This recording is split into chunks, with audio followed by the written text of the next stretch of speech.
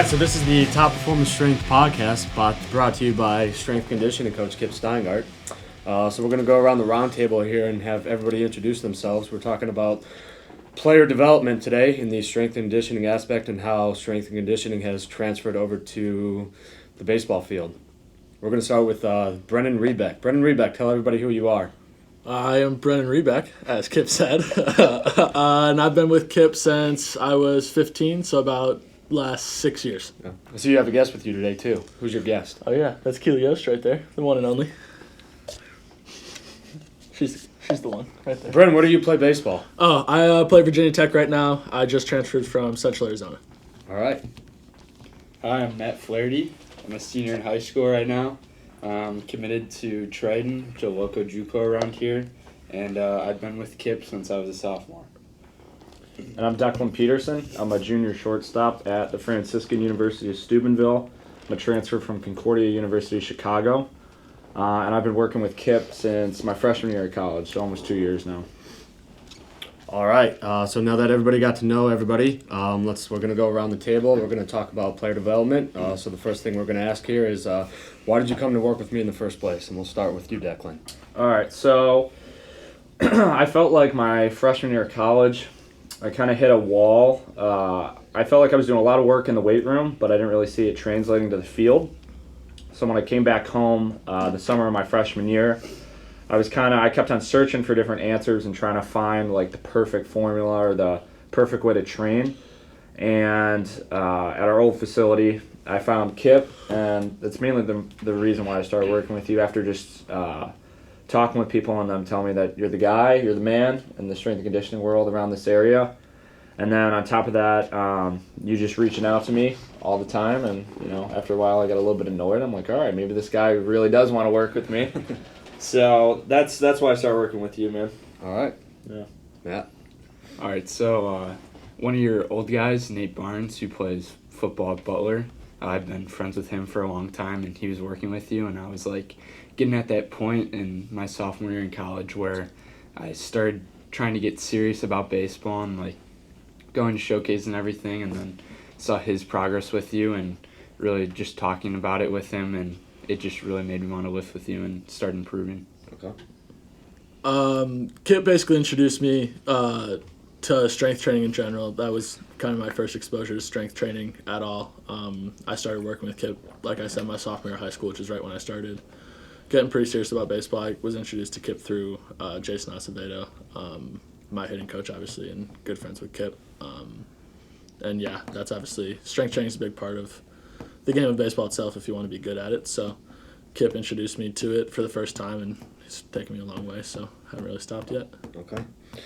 All right, so let's get into the goal process here. So talk about when you guys first came with me. Like, where were you guys when you first began from a physical preparation standpoint? As this relates to all the different physical aspects that we work on, as it relates to, say, mobility, strength, speed, agility, power, explosiveness, just general fitness in general. For me, I would say when I came to you, I didn't really know what mobility was at all. I never really worked on it. I just thought it was pretty stupid, honestly. I never really gave it much thought, and I had never really been introduced to it. So on that front, you kind of opened my eyes to a whole new world, especially with feeling better.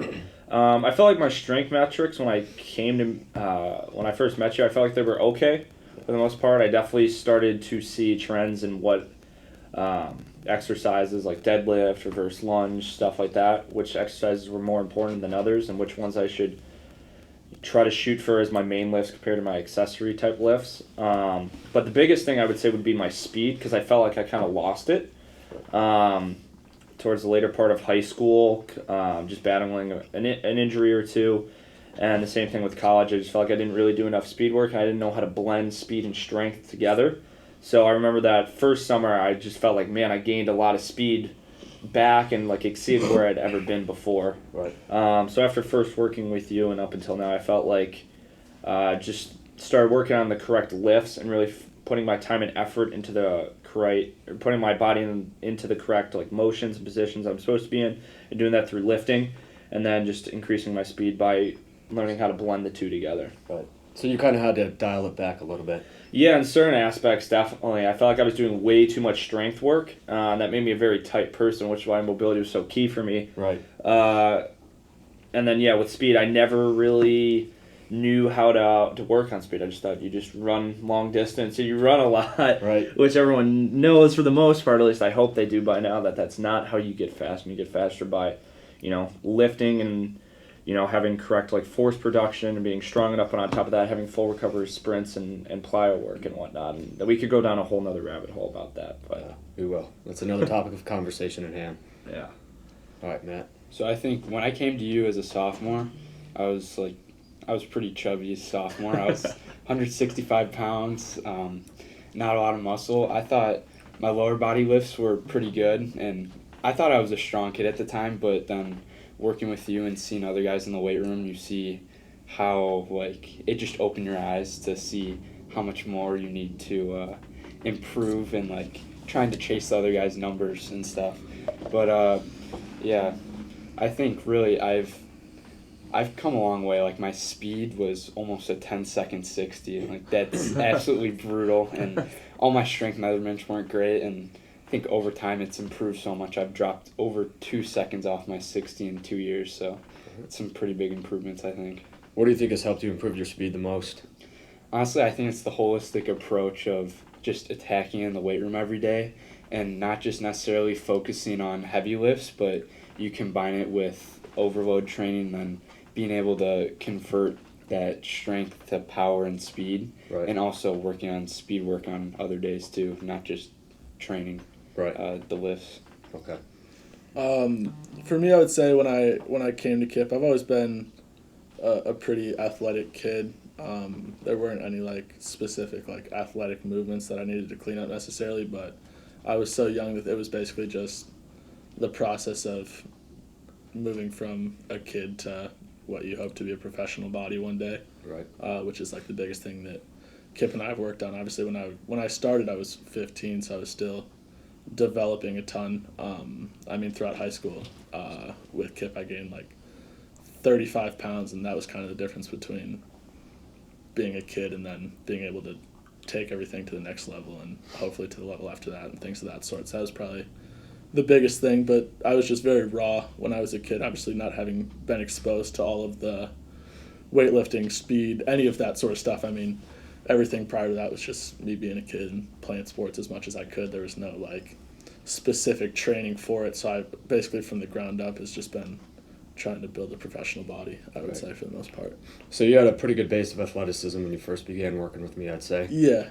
I think you could agree with that. That my athleticism has never been a problem. That's always been my Right. strength as a baseball player. So as much as it wasn't about working on athleticism, but just taking everything to the next level. And a big part of what you and I did was keeping me healthy, which is obviously the name of the game in baseball, especially when you are Right. playing hopefully 162 games a year. You want to be healthy for all those games. Yeah, absolutely. So that's a good segue into the next question as far as health is concerned. How do you guys feel like you've been able to bridge the gap between performance and health, and how have you been able to sustain your health over your baseball career? Sleep. Sleep? I wish I knew this. If there's anybody that listens to this that's in high school especially, make sure you sleep.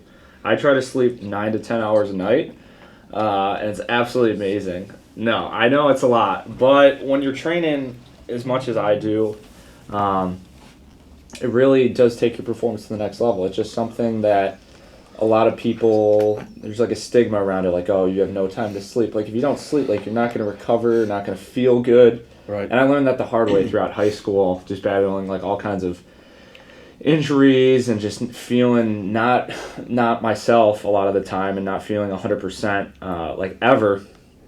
And then once I started, it was right around the time I started working with you, I started sleeping 9 hours a night. I remember that spring season of my freshman year of college, I was wow, I feel so much better. And Right. all my lifts are starting to go up and I'm starting to perform better. So that, for me, that's been the biggest key, has been, because I do tend to overdo it all the time and do way too much volume, so it's hard for me to pull back. But as long as I get enough sleep for the most part, I can feel confident that I can push it and not get injured. Because that's kind of the name of the game, because Right. like Brendan said, if you're injured, you're kind of useless. So. Right. Talk about some of the injuries you've had in the past and what we have done over the course of the last couple of years in terms of just being able to minimize that wear and tear on your body. Yeah. So the most recent one that I had was last year. I had 2 bone contusions. I was playing second. I got in the way of the runner. The ball was thrown up the line, and the runner ran right over my leg, essentially.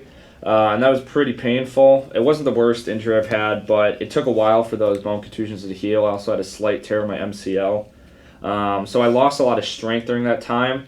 But during that time, I kind of had the choice: either I can get depressed and all sad about my injuries, or I can make a choice and try to grow and get better in a different aspect. So that's when I started to learn more about training and try to venture off. And I got to the point where I was like, okay, I don't think I have any time anymore. I don't think my body can handle doing any unnecessary type of training. So I want to make sure what I'm doing is going to be effective and correlate to the baseball field. So after talking with you and doing research, and now I'm working towards the 90-mile-an-hour formula, and I really live by that in the weight room. But that was the most recent injury that I've had, and you and I working together, you've helped me really come back, because I didn't really know how to get back into it, especially lower body wise. But it's been a good time since I started working with you, since I came back home after the spring season. And even though I'm going out to school now in Ohio, you're still always answering questions for me and whatnot, and helping me make sure I'm doing the right amount of volume and not too much, and telling me when to pull back and whatnot. Right. That's kind of been the hardest part for you, is just knowing when to pull back. Yeah, of your most definitely. And your work ethic. Yeah, I just always feel like I'm never doing enough, and that's kind of like a blessing and a curse at the same time. Right. Because I have that work ethic and that fire, but at the same time, it does get me in trouble sometimes, because I don't give my body enough time to recover. Right. And whatnot. But yeah, also another thing, you just have helped me with, because I've been leading the strength and conditioning program for most of the team at Franciscan. Right. And just helping me write workout programs for the guys and whatnot, and making sure everything's up to par, and making sure we keep everybody, not only get everybody strong, but keep everyone healthy. Right. So that's also been a good learning experience from you, from as far as wanting to become a future strength and conditioning coach yourself, and working with the Franciscan baseball team. Talk a little bit about that and how you've taken your coaching skills to the next level. Yeah, so I definitely want to play, professional baseball, Major League Baseball, indie ball, minor league ball, out of the country. That's my plans after college. But I also, I'm studying communications, but as well exercise science. And I talked with our coach, Rick Carver, at Franciscan, and he was going to give us a workout program. And I like to do things kind of my way, and I kind of looked at it, and I just asked him, hey, here's something that I've put together. What do you think? And he essentially said, hey, I'll let the guys choose what they want to do. And slowly but surely, I started getting 10, 12, 15, up to, I think we're at 20 or 21 out of the 32 guys we have on the team that are working with my workout program. And it's been a really good experience. It's taken a lot of my time, especially Franciscan's pretty tough academically, as some people know. And but it's been good for me, especially because I really feel like I'm contributing to the team. And I just want to make sure, I talked about a little bit, in high school, I was doing a lot of sometimes bodybuilder type exercises, and it wasn't really translating to the field. Even though I was in the gym the longest, I was doing so much extra work, but I just didn't feel like it was translating to the field. So I just want to make sure that the guys, especially some of them being freshmen that have never lifted before, that they're not wasting their time, because they have a lot of other responsibilities with school and skill work with baseball, and there's only so many hours in the day. So I created a program for the guys, and right now I have 4 or 5 different programs out depending upon where guys are at. I have some guys that are hypermobile. We have guys that are 6'5", 280 pounds, and we have a kid who's 5'4", 140 pounds. So, and everywhere in between. So we got a lot of different types of bodies and players, and different specific adaptations that certain people need, whether that's speed or strength or mobility or all the above, like myself. So it's been a great experience working with all these guys. It's been nice being able to use my major a little bit to create videos, and also it's communication, so you got to know how to talk with people, obviously. So it's been interesting to work with people because certain guys I can be very straightforward and blunt with them. Certain guys I need to know, like I need to kind of yell at them or get a little bit aggressive. Certain guys I need to be a little bit more compassionate. And it's been hard for me, especially when I'm in the weight room, to be like, hey man, like you're good, like don't worry. Like I kind of always want to be like guns a-blazing, like yelling, aggressive, like, and being like animated. But some guys, you know, I just need to like pull aside and be like, hey dude, like you're doing a really good job. And kind of certain guys they need more one-on-one time. Certain guys need, you know, a little bit more motivation. Certain guys I just need to pull back and let them do their thing, even if it's not exactly the workout program that I've run to a T. Right. As long as they're getting some type of work in, like I just have to be okay with that because things are not going to be perfect. We talked about this yesterday about training. It's not about perfection because it's not going to be completely perfect, but it's about having good quality and being consistent. Exactly. So. Okay. So with certain personalities that you're working with, you kind of find it tough to get buy-in with certain guys, or there's a little bit of give and take up in front, Yeah, right? there's a little bit of give and take. There's been a lot of guys. So I'm a junior. I was at Concordia Chicago, which was one of the top Division III schools the past 2 years, especially. And coming from that, I think a lot of guys are like, whoa, like this guy's been around like a big name program. But for the most part, the guys have bought in. But they do ask questions, and like everything that I do, I need to make sure with everything that I do that I have a reason behind why I'm doing it and I can explain it. But I'm glad that there are some guys that aren't 100% bought in, because like that means that they care. You know what I mean, they care about themselves and their training, and I'm glad they're asking questions because you have to be able to back up what you're programming for different guys. Absolutely. So, yeah. Right. You have to be able to justify everything you write in your program. 100%, right? And give guys a purpose and a reason why. Exactly, yeah. If there's not, then you're just being lazy. Right. Honestly, that's just not good coaching, and that's when you set guys up for injury, especially if you don't have a reason and you can't explain it. Right. Okay. All right, Matt. I think the biggest thing for me with injury prevention and everything has been like the mobility work and soft tissue work. And one of the things I really like that you do is that every single one of the guys you work with, you take them through a mobility screen and everything to help write the program for that. And I remember when I first started working with you, you could tell that my hips and everything were extremely tight. And I feel like we've been working on that really well through better movement patterns in the weight room, and you being able to show me extra mobility drills that I can do on my own. And even recently, they're still a little tight, but I feel like we've made a lot of progress on that. And I feel like it really does translate to my running and my hitting, being able to move more freely and not be as restricted. Okay. So like talk a little bit about like your experience with David Fu, my physical therapist that I refer everybody out to in the event that they need to get referred out. How has he helped you kind of improve upon your restrictions, and how that's been able to translate to what you do from a performance standpoint with me? So David Fu was great. I went to him for my tight hips and my tight knees. And so you go there and he screens you and everything, sees where you're at. And then he gives you mobility and reset drills. And I think he's really helped me because I didn't realize how big breathing was and how your breathing kind of like reflects like how mobile you can be. Right. Because through like being able how to breathe, he's able to show me how to activate certain muscles like my glutes and my hips to help move more freely. And also he taught me how to brace more, and I feel like that's definitely translated to especially my deadlifts and squats. Just knowing that knowledge and being able to get reset whenever I need on my own. Okay. Does he use like RPR? Like, you know what that is, reflexive performance reset? No, I've done RPR though. Yeah. I mostly do that with Jason Acevedo though. Yeah, that's what I learned too. I usually do that before I throw and everything, and we've tested the RPR stuff on hitting one day when we had hit tracks, and we saw a 2 to 3 mile an hour increase in exit velocity just off of a simple reset. Where was your exit velocity when you first started with us, and where is it now? When I first started with you guys, off a tee it was about 79, and then off of flips it was about 82, 83, and now the other day I had 95 off a tee, and then I had 97 off of flips with a wood bat. Excellent.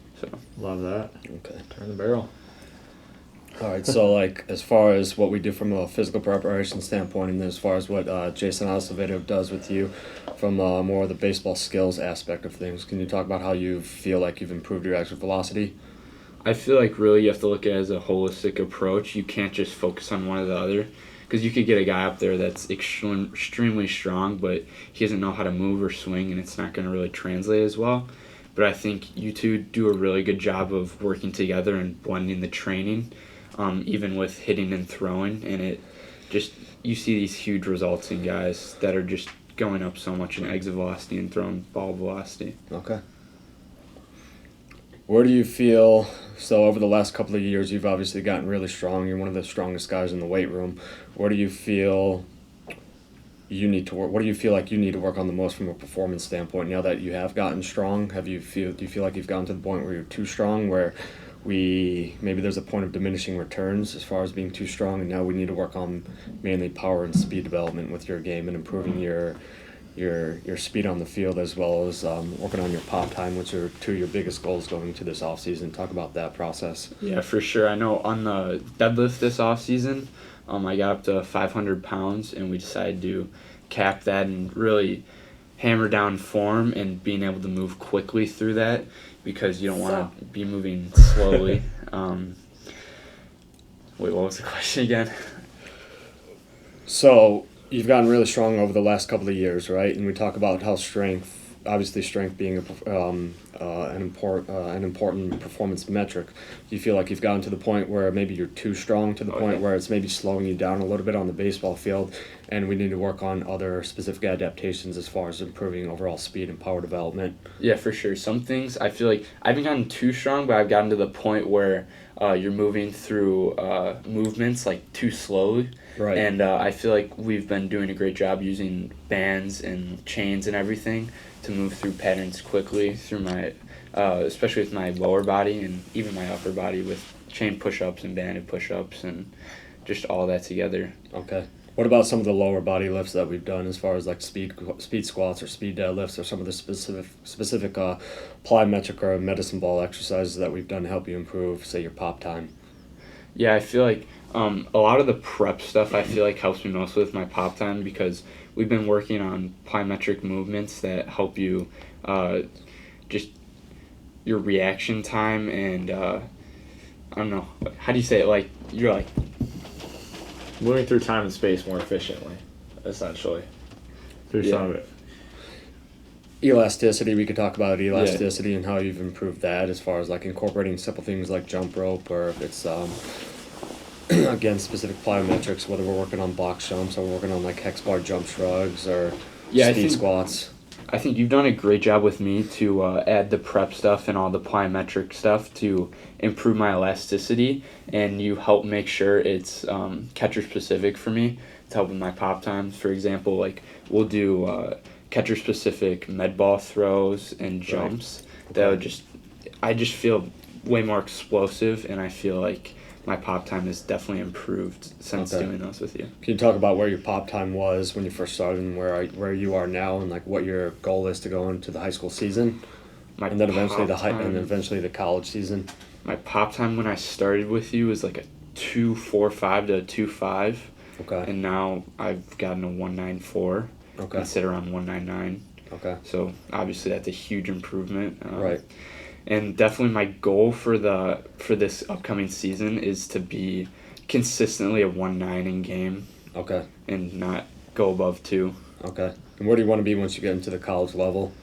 Obviously you said you're going to be going to play at Triton, a junior college in the area.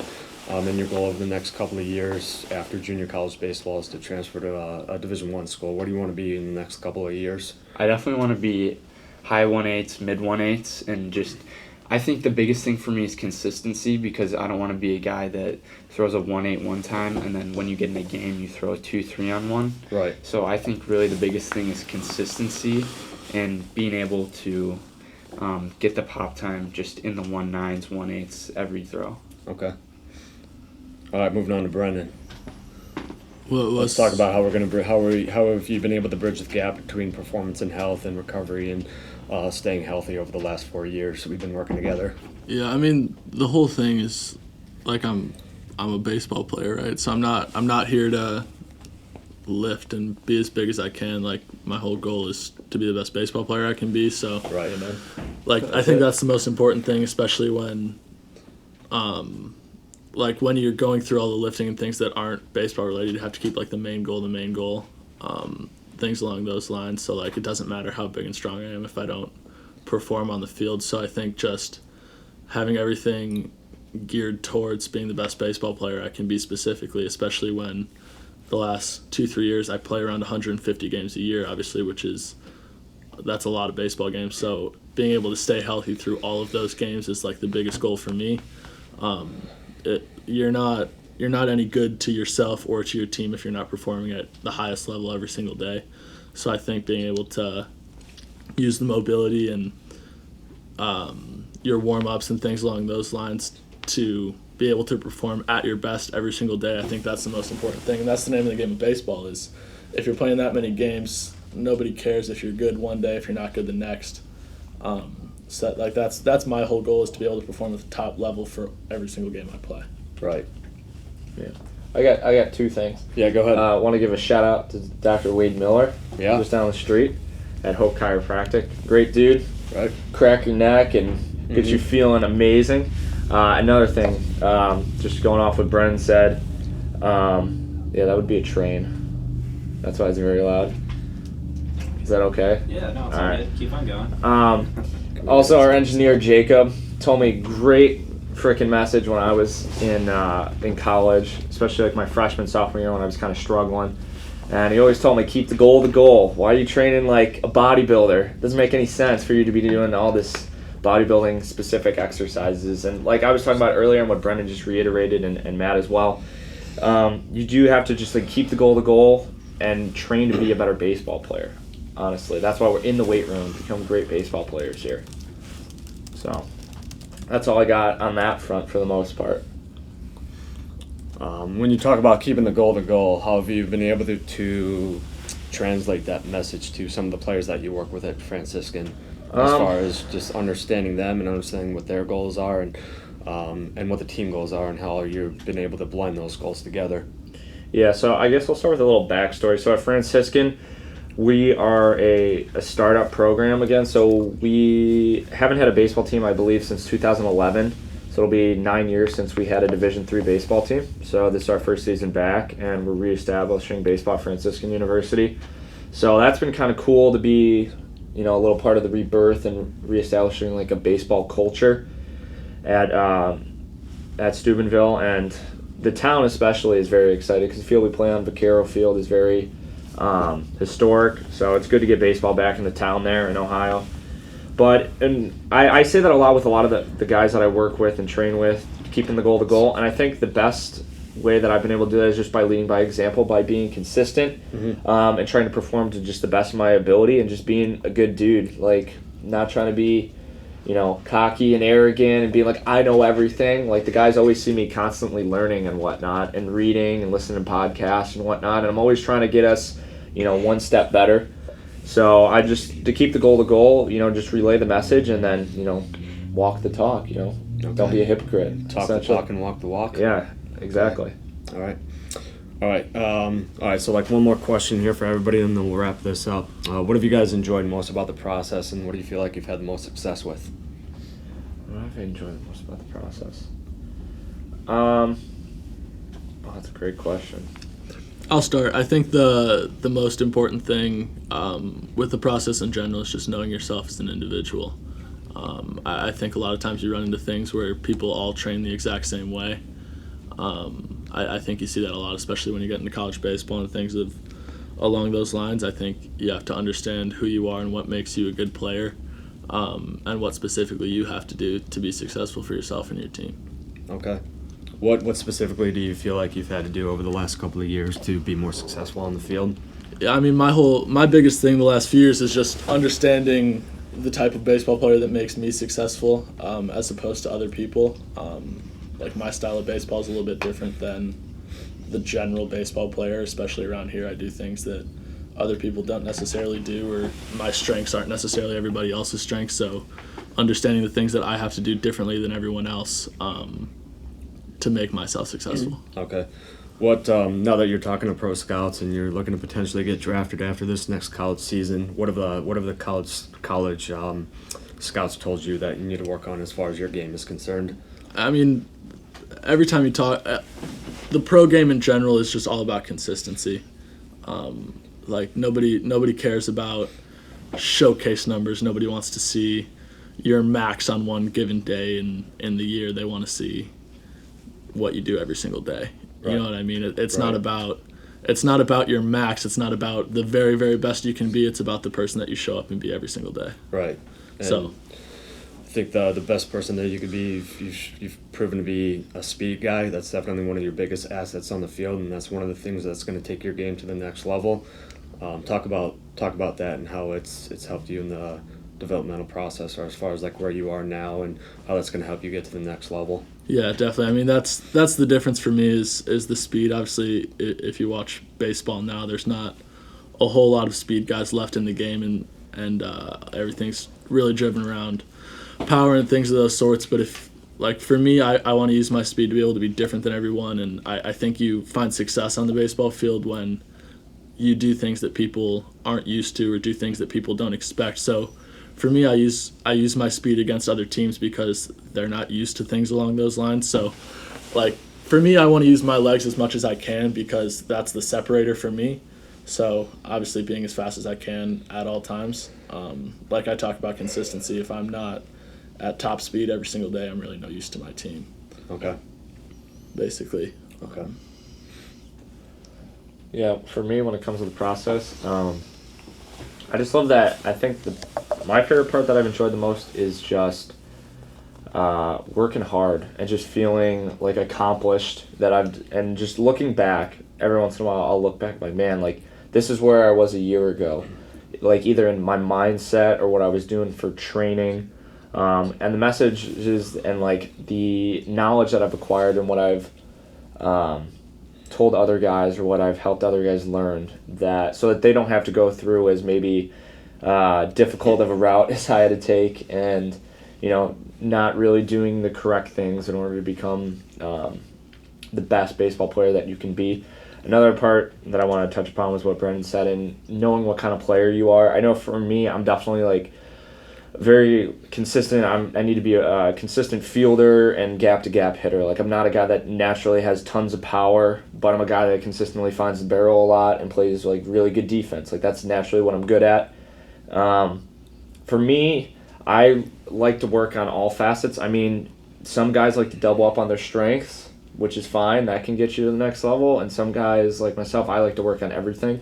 So I think like naturally I don't have a lot of power or arm strength per se. I'd say I'm very average in those two categories. So that's what I've worked on. But on top of that, I'm always constantly trying to improve my defense and consistently finding barrels. And for myself, I got to a point where I was really focusing all on like launch angle. I'm not saying that that's not important because I know there's some guys that will bash that kind of stuff.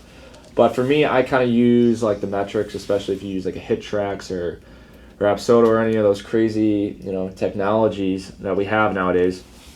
I really focus on, like an 8 to 15 degree launch angle and just crushing singles and doubles because that's where my money's going to be made. If I'm consistently hitting the ball at a 25 to 35 degree launch angle or something like that, for me, that's probably going to be a fly out with the amount of power that I generate.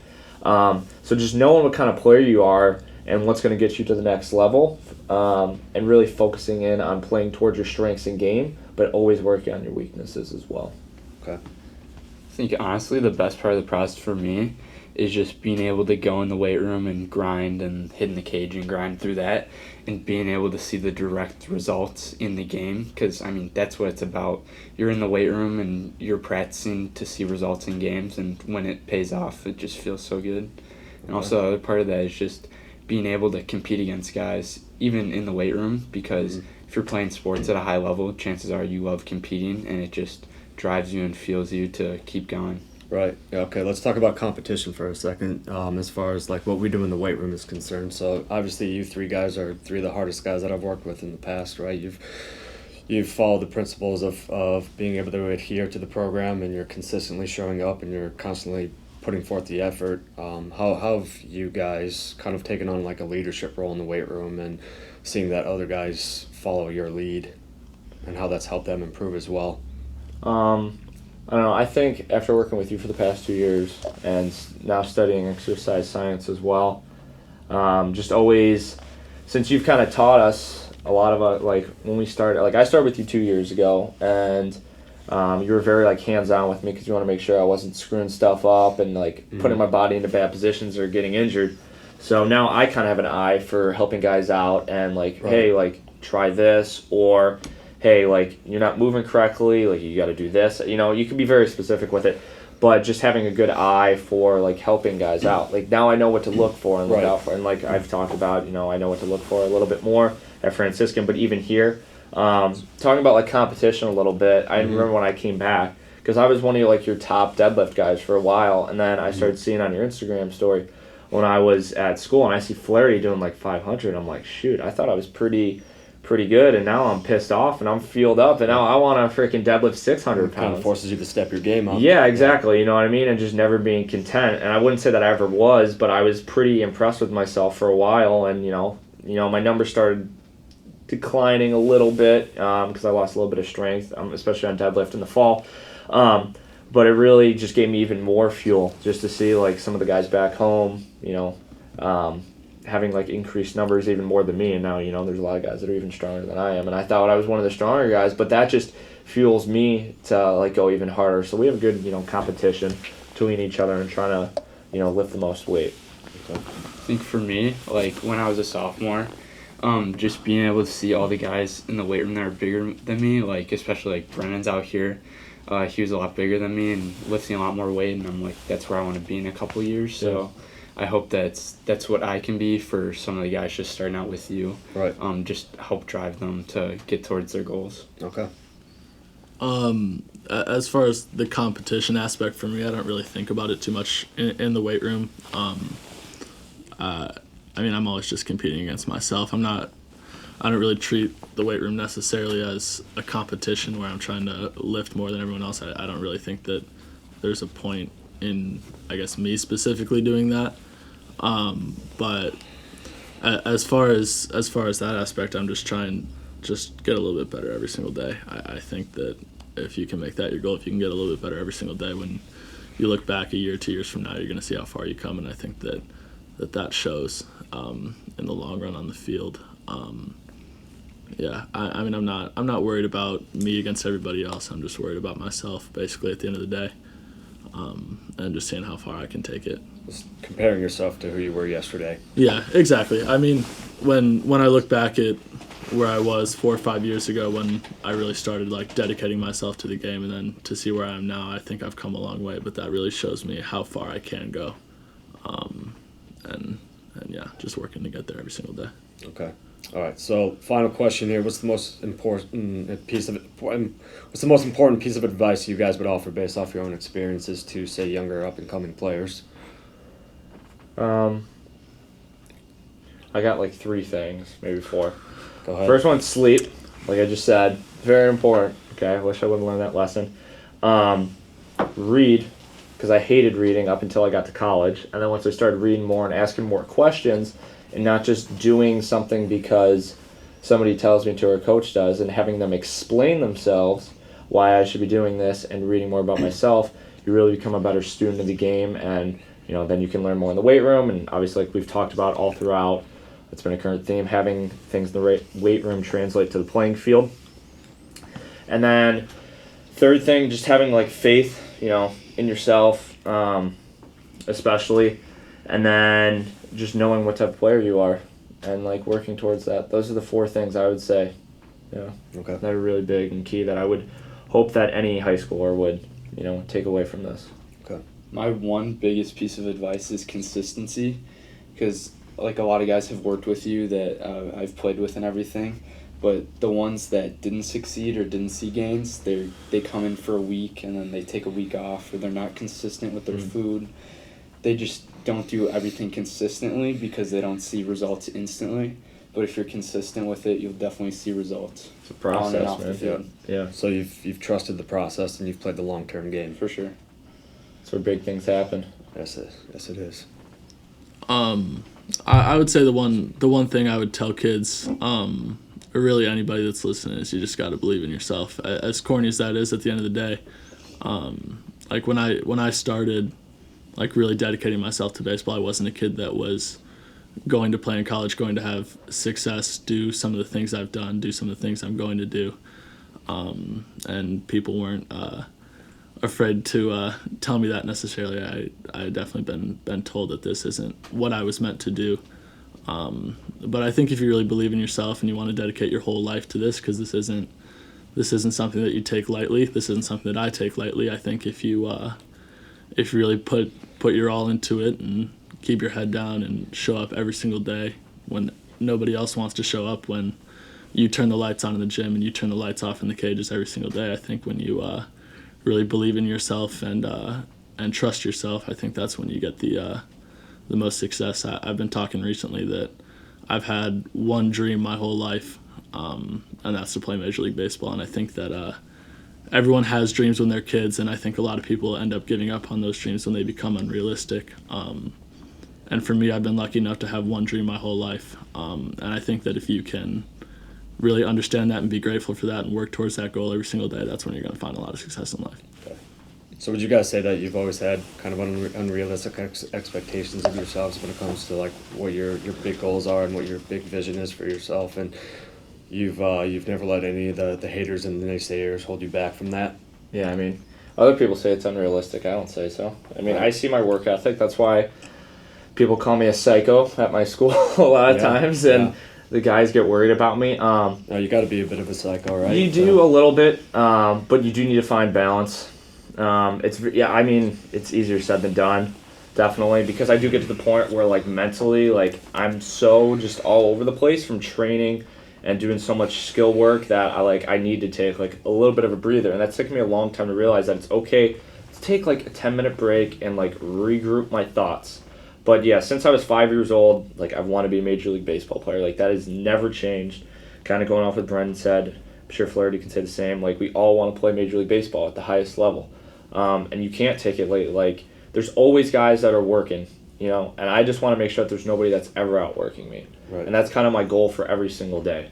But yeah, I mean, I've had so many people tell me like, you're not good, you suck. Dude, you just got to use that as fuel, man. Like, I don't know what to tell you. Like, it's hard and you can let it get you down. And it's so easy because the world is so realistic. Like, I don't want to work a 9-to-5 job every day. I don't want to sit in an office. Like, that's awesome, like, if you do that. You know what I mean? Like, if that's really what you want to do, like, I know people that are so passionate about, say, their major or what they're studying in school. You know what I mean? Like, I enjoy it somewhat, but it's not what I want to do for the rest of my life. You know what I mean? I want to play baseball. So that's why I'm in here every single day, pretty much. Right. I mean, I can't tell you last time I wasn't here. So, Yep. I think two other things are just, like, consistency, we've all talked about, is key, and that comes through training and working hard. And being consistent with your training. That's how you get consistent results on the playing field. And then confidence, man. It is key.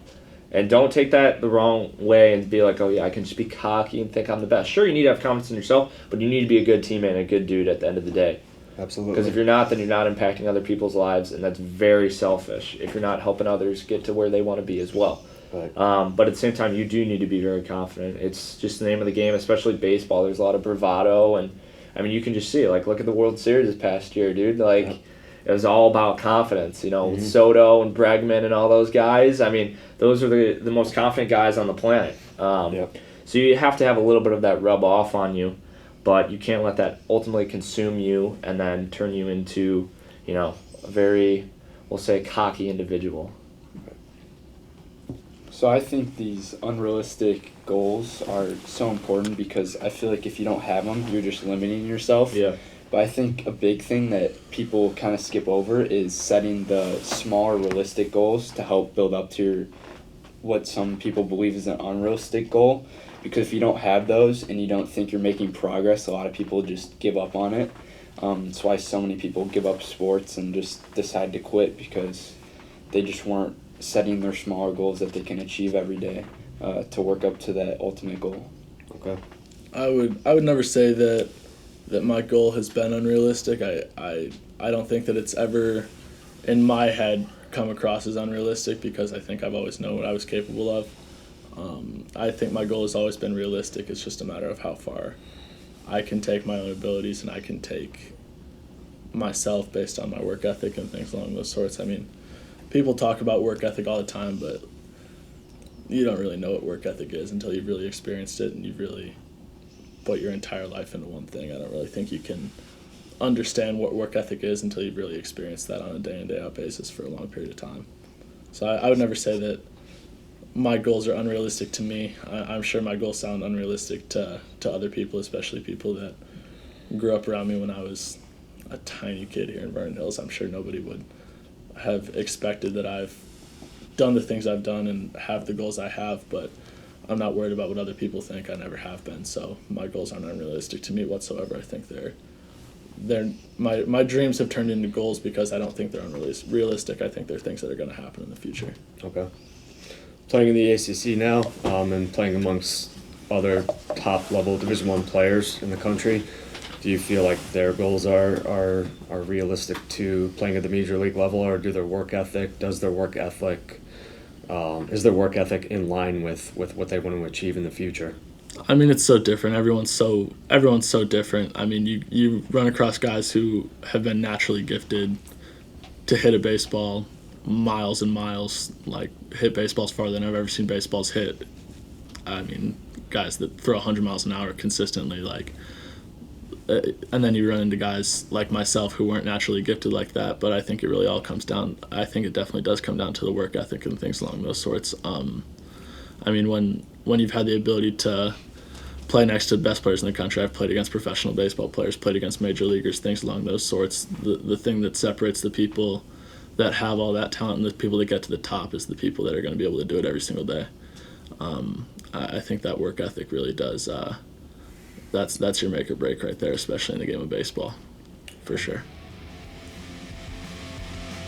All right, so that's going to conclude today's first Top Performance Strength podcast. We'll see you guys next time. Thanks, Kip. Thanks for coming on.